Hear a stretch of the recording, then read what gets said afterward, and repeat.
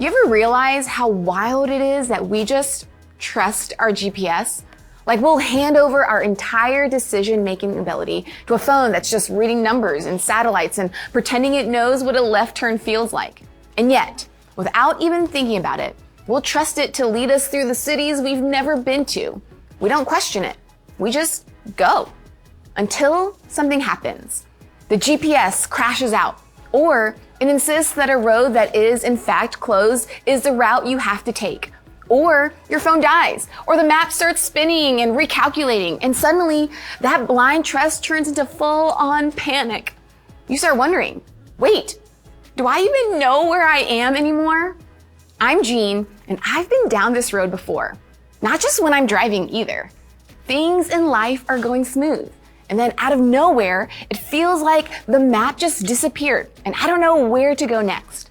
So, what do we do in those moments? How should we respond when things feel uncertain? We see this same question played out in the Bible over and over and over.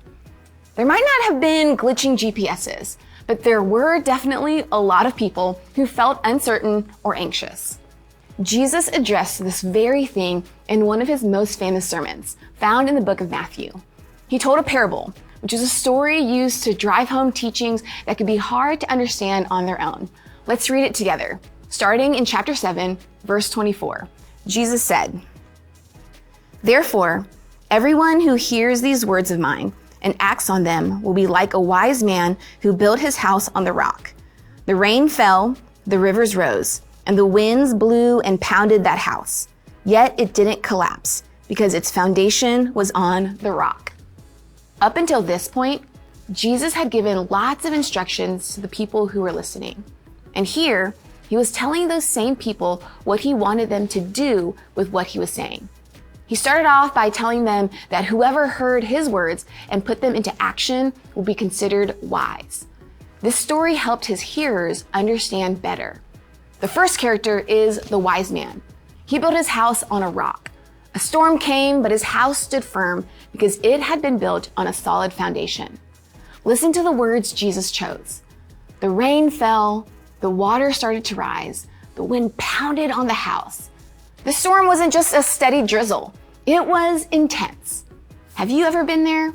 When life feels like you're in the middle of a downpour and it's all you can do to just hope the roof isn't going to cave in? I can't imagine that anything felt certain to this guy. But remember, he had built his house on a rock, a foundation that would last even when a storm rolled in. Sounds pretty good, right? But then there's this other character. Jesus continued, "But everyone who hears these words of mine and doesn't act on them will be like a foolish man who built his house on the sand.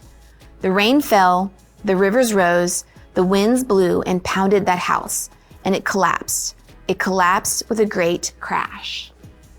Now, we've got the second guy, the foolish man.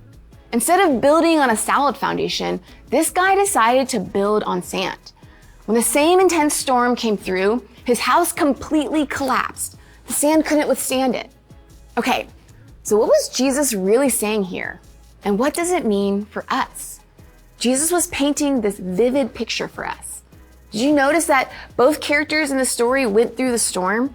They both had hard times. They both watched their house get pounded with water, wind, and rain. Neither one of them knew when the storm would end, and their choice of foundation didn't stop the storm from coming. In our lives, we will all go through storms. We'll have times that feel chaotic, scary, and unsure. No one is exempt from the struggles of life. But you see, Jesus' focus wasn't on the storm. It was on the foundation, what the houses were built on. Jesus was emphasizing that his words, the word of God, the guidance and instruction that he provides, was and is the firmest foundation available. Jesus knew that when you put his words into practice, your life will be able to withstand the inevitable storms heading your way. But if you only hear his words and don't follow them, the storms will reveal your foundation to be fragile and unreliable. But what does it mean to build our lives on Jesus' words? It means that we take them seriously. The words of Jesus are reliable because of who he is, the Son of God. We live like him by listening to what he says through the Bible and then doing what he says to do. I don't know what you're going through today. I don't know what storm you or your family might be facing. I don't know what unsure thing you're walking through. But can I tell you what I do know? Jesus is with you in it. Even when things in your life appear to be crashing and you're uncertain where to go next, his words can be trusted to guide your way. When you feel lost, when you feel uncertain, when the thing that you thought would give you direction fails you, your next step is to look to Jesus and listen to his words. You can rely on him. In the midst of your uncertainty, there is no firmer foundation.